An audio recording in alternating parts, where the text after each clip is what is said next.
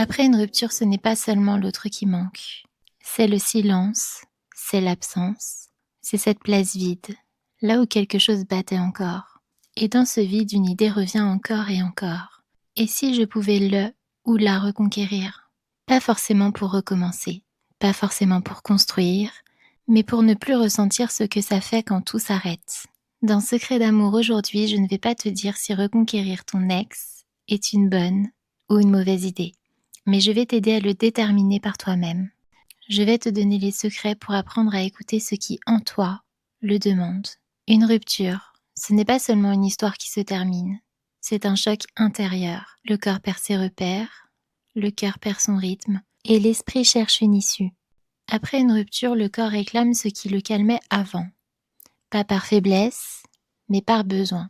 Alors le désir se déguise. Il prend parfois le visage de l'amour, mais il parle souvent de survie émotionnelle. Après une rupture, on ne veut pas toujours l'autre.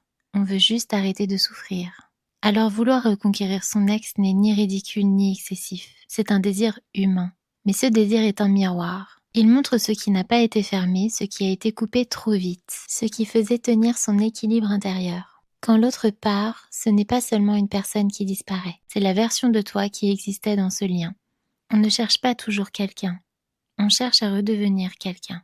Il y a une question que peu de gens se posent. Pas est-ce que je l'aime encore, mais plutôt qu'est-ce que je crois que son retour réparerait en moi. Parce que cette réponse change complètement le sens de la reconquête. Comme chaque semaine, je vais te mettre en situation. Exercice 1. Prends un instant. Imagine que ton ex revienne. Sans effort, sans négociation. Pense comme si c'était acquis. Puis complète cette phrase sans réfléchir. Si il ou elle revient, je vais enfin pouvoir, par exemple, respirer, me sentir choisie, me sentir en sécurité, arrêter de douter, ne plus me sentir remplacée. Ne cherche pas une belle réponse, cherche une réponse vraie. Parce que la reconquête souvent n'est pas dirigée vers l'autre. Elle est dirigée vers ce que tu espères ressentir. Ce que tu veux retrouver n'est peut-être pas ton ex, mais plutôt ce que tu étais quand tu te sentais aimé. Le cœur ne s'attache pas toujours à ce qui nous fait du bien. Ce qui nous marque le plus n'est pas toujours ce qui nous a aimés. C'est parfois ce qui nous a fait douter, espérer, rester suspendu. Parce que le manque s'imprime souvent à tort, plus fort que la présence. Et quand une relation s'arrête, ce n'est pas seulement la personne qui manque, c'est la tension qui s'éteint, l'attente qui n'a plus d'objet, ce fil invisible qui nous tenait en alerte. Ce n'est pas toujours l'amour qui nous retient, c'est parfois l'endroit exact où nous avons appris à attendre. Reconquérir son ex peut avoir du sens, pas parce que le manque est fort, mais parce que quelque chose a réellement changé. Une reconquête consciente ne cherche pas à réparer le passé. Elle accepte de le laisser mourir pour voir si autre chose peut naître. On ne revient pas à une histoire. On voit si deux personnes qui se connaissent peuvent en créer une nouvelle.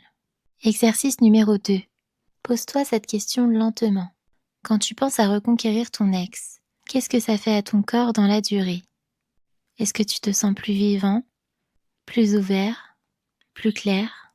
Ou est-ce qu'au contraire tu te sens suspendu dans l'attente d'un signe, d'un message, d'un retour qui ne dépend pas de toi? Le corps ne ment jamais sur la direction. Ce qui t'ouvre te fait grandir. Ce qui te suspend te maintient exactement au même endroit.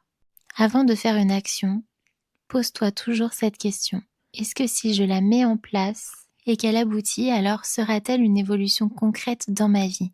Si la réponse est non, c'est peut-être que tu es en train de vouloir la réaliser pour les mauvaises raisons. Pour y voir encore plus clair, je te propose maintenant un tout dernier exercice à faire ce soir, 30 secondes seulement. Quand tu es calme, pose ton téléphone, ferme les yeux, dis-toi intérieurement, très simplement. Si je cesse d'essayer de le ou la reconquérir, qu'est-ce qui remonte en moi? Ne cherche pas une réponse brillante, juste écoute, puis ajoute doucement. Et si je me donnais à moi-même ce que j'attends encore de lui ou d'elle? Reste là, respire, et surtout sois le plus honnête avec toi-même. Ce que tu ressens à cet instant n'est pas une décision à prendre, c'est une vérité à reconnaître. Reconquérir son ex n'est ni une erreur ni une promesse, c'est un révélateur. Pourquoi veux-tu vraiment tenter cette reconquête? Est-ce que tu attends d'être sauvé ou est-ce que tu es prêt ou prête à changer. Cet exercice montre ce que tu refuses encore de perdre ou ce que tu sens ne pas avoir vécu jusqu'au bout. La vraie question n'est pas est-ce que je dois essayer, mais c'est celle-ci. Est-ce que ce désir me rapproche de moi ou me maintient dans l'attente de quelqu'un pour me sentir enfin entier? Parce que tu dois retenir que l'amour véritable ne commence jamais là où l'on se trahit pour être choisi. Il commence au contraire là où l'on ose être présent, même sans garantie. Maintenant, si tu ressens le besoin d'un espace pour comprendre ce qui se joue vraiment dans ta situation personnelle, ou si les exercices t'ont permis de déterminer que la reconquête est la bonne solution pour toi, tu peux prendre un rendez-vous avec moi pour une séance de coaching privé. Les informations sont toujours en description. On se retrouve très bientôt dans Secret d'amour. Bisous.